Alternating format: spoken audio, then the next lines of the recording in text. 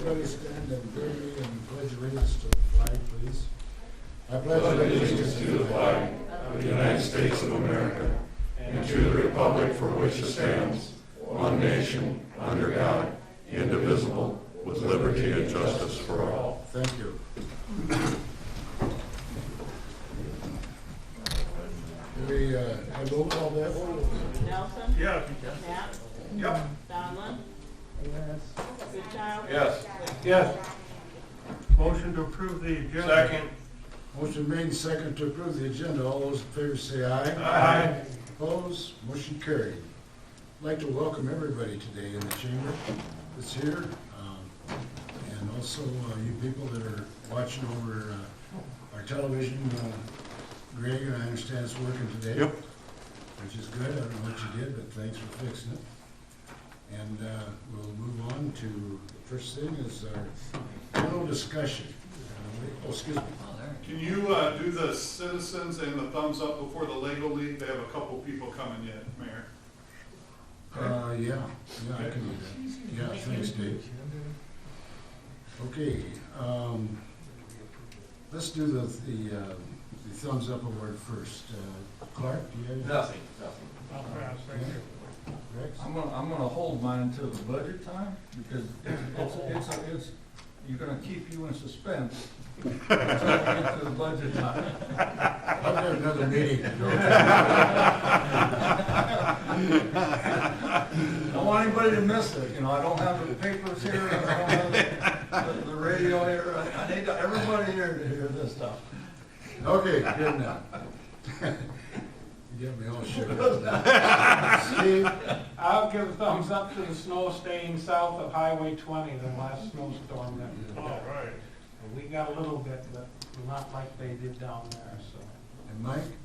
Yes, I've got a thumbs up to pass along based on the virtual meeting or celebration that the Chamber of Commerce did for the Business of the Year, which was Floyd Valley Healthcare. The Citizens of the Year, Rob Joyce and Shauna Scheitler. Congrats to them. And our Volunteer of the Year, Main Street Volunteer, Shelley Brown. So thumbs up to that whole gang. Well done. Thank you, Mike. That was a nice, going virtual like that. I thought it went over very, very well. Very well. So, We do what we can do, don't we? yeah, you're right. Did I miss anybody? Okay, I've got a thumbs up award. Welcome, Dennis. About, I think it was 3 years ago or 4 years ago, Mars, the city of Mars was picked the 6th safest city to live in the state of Iowa. And last week, or this week, we were notified that that has moved up to second. So it's the second safest city in the state of Iowa to live in, put out by the SafeCom, the awards that do that. It's based around several things, you know. And really, when I say safety, I always include the police department, of course, and the fire department, our EMS people, ambulance people, and of course, you can't forget the sheriffs for the county, because they did a good job also of helping our city be very safe. And so, Dave, Kevin, Mike isn't here, but a job well done. And I did put out a memo to all the council members, I believe, did you get that? And I encourage our citizens here in New Mars, when you see these people on the street, just say, hey, thanks a lot for what you're doing. It means an awful lot to them, and they work together as a team. And we're just very, very fortunate to have a town like we've got of this size with these kind of records. So I just wanted to give a thumbs up award on that one. Okay, are they here yet, Dave?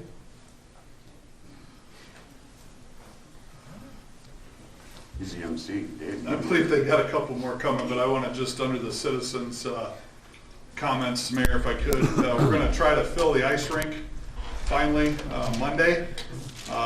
Looks like we're going to have a cold snap here this weekend, so we want to remind everybody to make sure your space heaters are 3 foot away from everything, and make sure that your keeping track of all your heating sources this weekend. Sounds like maybe wind chills of 20, 30 below.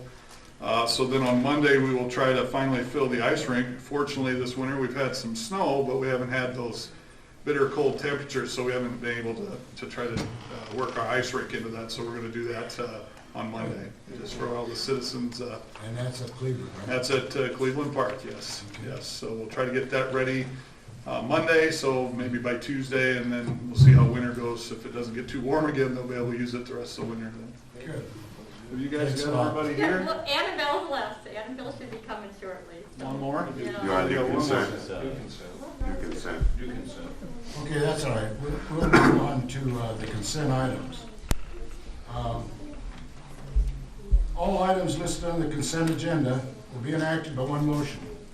There will be no separate discussion on those items unless a request is made prior to the time the council votes on the motion. Today we have 4 of them. Approval of the January 19th, 2021 regular meeting minutes. Number 2 is a list of the bills for period ending January 31st, 2021. The third one is the fiscal year 22 maximum property tax dollars. And number 4 is a certified list of qualified civil service promotional examinees. Does anybody want to pull any of these before you? Rex, do you want to kind of, or Mike, or whoever want to explain the three? I know the property tax dollar maximum property, kind of explain that to us, would you please? Well, our legislature doesn't believe the citizens have enough time to figure out all the different times that we're gonna have property tax levies. So they decided to add another one in there, just to make sure that they get another swing in the bat. And all that does is just sets the maximum levy, but never really, it's not public hearing, it's nothing. All it's saying is that we're gonna keep it where we kept it last year, but, I believe the legislative people have never sat here as a council and tried to figure it out, so I just thought it was bad.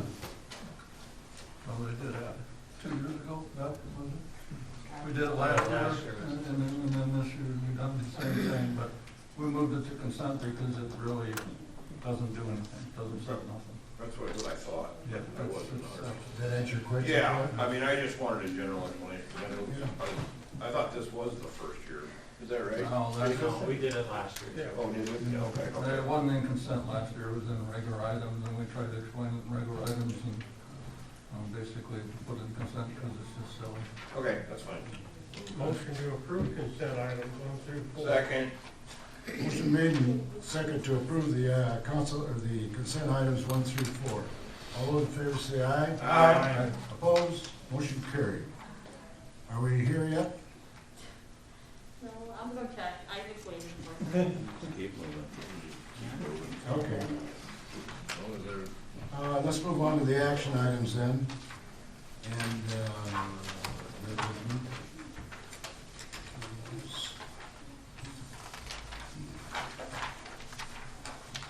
okay, the first one on the action item, number 1, is a vacant easement. The Red Shed Enterprises LLC is currently constructing a storage building at 800 Prospect Street Southwest and anticipates constructing a second building on the far south end of the property. There currently is an easement along the south property line. Red Shed Enterprises LLC is requesting that a portion of the easement be vacated. Lot 8, Block 2, in Pluger Industrial Park, 800 Prospect Street Southwest, contains 15 feet utility easement. The Red Shed Enterprises LLC is requesting that the city vacate 6.5 feet of the easement. There are no utilities under this easement, nor does it function as a drainage easement. The site plan and cross-section is attached. I haven't really had a chance to look at it or not. But the administration is recommending the council to proceed with a public hearing to vacate this property. Any questions? I can, Explain it a little better. yeah, okay, I'll try to explain exactly where it is. If you haven't been out there and seen the building that's going up currently, that's being built by Red Shed. Okay, so it's on the south side. All the other Red Shed buildings are on the north side, further west. This is back east on the south side. Next to, Kellen has all those existing smaller storage buildings that you can rent. So it's right next to that piece of property. So it's on the back side. I list in here that there's no current utilities in it. This is a larger, this is 15 that falls in this subdivision, but there's a larger 30-foot easement that falls on the other side of the property line also. There is a water main that sits in that 30-foot. There's basically a berm that's been built on the property line. I had Slofeld put on here the arrows to kind of help you see which way the water flows currently on this property. So that's why I say it doesn't really function as a drainage easement either, because it's strictly listed as a utility easement. So they're just asking for 6.5 feet of the 15 be vacated. But can you tell us why it was originally 15 if it's not needed now? Just out of curiosity. I don't know, there was a time when we required utility and drainage easements on along every property line. But you're saying that there's no need? No, the only, like I said, the only utility is a water main, and that's further south in the 30-foot easement. Sure. Okay. Okay. Is your question clear? Absolutely. I mean, so you're just being asked to set the public hearing anytime you vacate something. A hearing. Pretty good sized building. Yeah. Go back this morning. Motion adopting resolution number 21-6, establishing March 2nd, 2021 at 12 p.m. as a public hearing to vacate 6.5 feet of a utility easement, Lot 8, Block 2, Kluger Industrial Park, 800 Prospect Southwest. I'll second. Motion made and second to adopt resolution number 21-6, establishing March 2nd, 2021 at 12 p.m. as a public hearing to vacate the 6.5 feet of utility easement on Lot 8, Lot 2, Kluger Industrial Park, 800 Prospect Southwest Street. Do we have a roll call on that, Bev? Wick, Yes. Knapp, Yes. Nelson, Yes. Goodchild. Yes. Yes. Yes. Okay, Now we're gonna go. are we going? We're going. Yeah, she's here. Annabelle, her mom thought you meant at the courthouse, so she went to the courthouse first. Okay. So we apologize for that.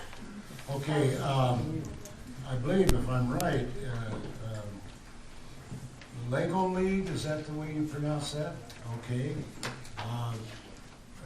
Please step up to the podium and share us just a little bit about this. Right here. You can go in front It's if kind you of want. new to us. It's fine. Stand in front of the podium. There's a request that you consider the movement in one of the parks. So you guys want to just kind of get in the line, and we'll know we block you if we, so everybody can see everybody. Yeah, you want to go look up, Ellen? Go a little bit.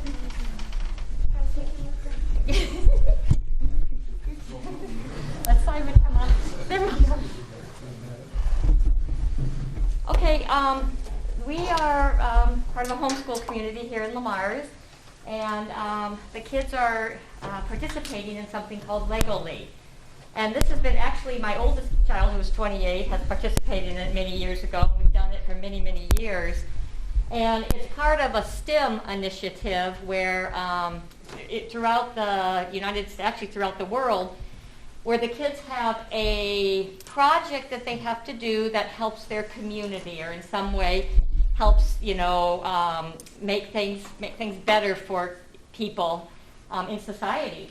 And that's part of it, but it also is a robotics one, and we forgot our robot today, but they also have to do a lot of work to do these, what's called missions on a robotics field. So they're doing a lot of work trying to get that done this year as well. But they've chosen, as you can see on your thing, something called Gaga Ball, and they're going to give you some information about why the city might want to consider doing and adding a Gaga Ball pit to one of the parks, or actually more than one of the parks. So that's why we're here. They're also going to do a similar presentation via Zoom on February 20th to the Iowa Lego League Committee as part of the competition. And they also run their robot as well. So you guys can take it away. Hi, I'm Kaylin. We're the Lego League team, the Lamartians. We call our team the Lamartians because we come from the town Lamars, Iowa, Lamars in northwest Iowa. My teammates are Jacob, Maria, Max, Ryan, Simon, Wendy, and Annabelle.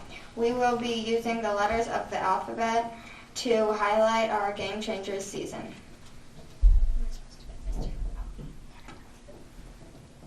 Hi, I'm Annabelle. B. Benefits. Staying active is important for everyone according to the Center for Disease Control and Prevention. There are 5 main benefits of physical activity: brain, health, weight management, reducing disease, strengthening bones and muscles, and improving your ability to do everyday activities.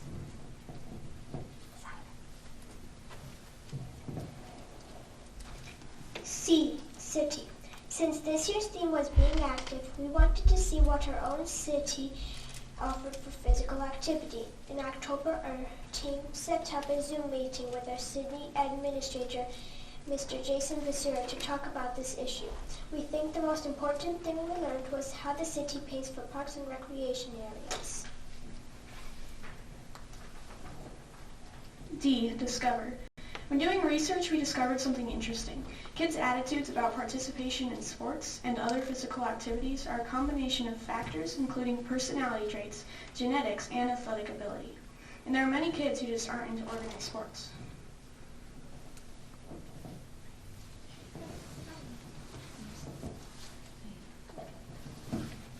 Nope, E. Maria.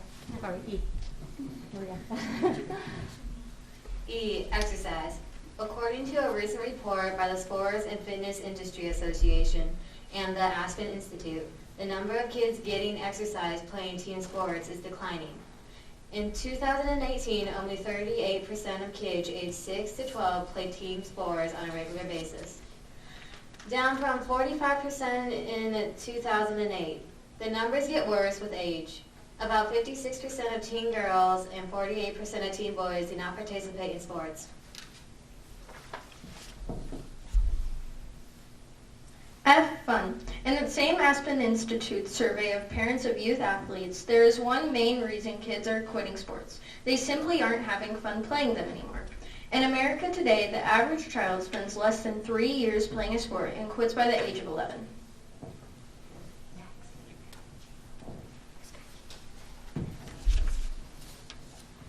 G. Gaga Ball. We needed to find some type of physical activity for our town which appealed to everyone, including kids who did not want to do team sports. It turned out we had been playing the perfect activity all along during breaks at our Lego League meetings. Gaga Ball.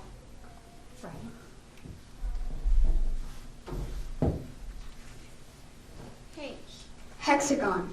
Gaga Ball is a fast-paced, high-energy sport played in an octagonal or hexagonal pit. The more players, the better. The game is played with a soft foam ball, and it is less intimidating than Gaga Ball. It contains the skills of dodging, striking, running, and jumping, while trying to hit opponents with a ball below the knees. I. Instructions. Learning the game Gaga Ball is easy, and the instructions are simple. The idea of the game is to slap or hit the ball with your hand, aiming it at another player's leg at the knee or below. Anytime the ball goes out of the pit, the last person the ball touched is out. You can only hit the ball one time until it either touches another player or the wall. The game ends when the second to last person is eliminated.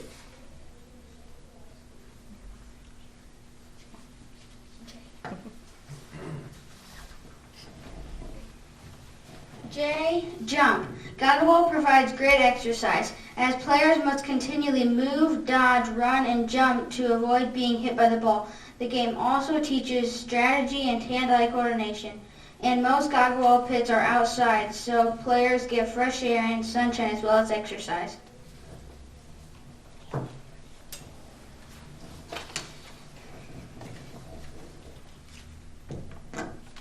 Okay, kids, but the key thing about goggle ball is that it's all inclusive and can be played by anyone of any age.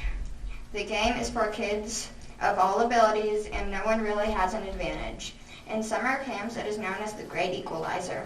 Each game lasts about 5 minutes, then everyone jumps in to start another game. Wendy. Oh, like and love. We had a Zoom meeting with Coach Cliff from Illinois who sells goggle ball pits and thinks he has played over 1 million games. He likes goggle ball because nearly every kid loves the game. He also said it brings kids together who might not normally play together and develops camaraderie and spreads sportsmanship and fair play.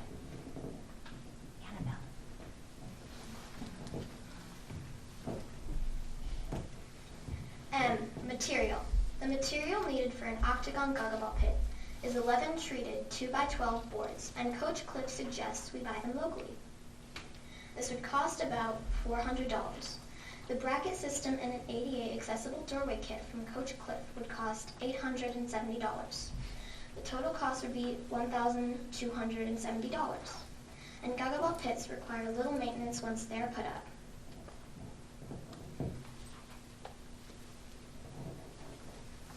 And neighborhood. Our team feels that a goggle ball pit would be a great addition to any one of the parks here in Lamars. Matter of fact, we think it would be terrific to have a goggle ball pit in every neighborhood park in Lamars. We know that might be asking a lot, so we were wondering if you could consider starting with one and see how much the goggle ball pit is used.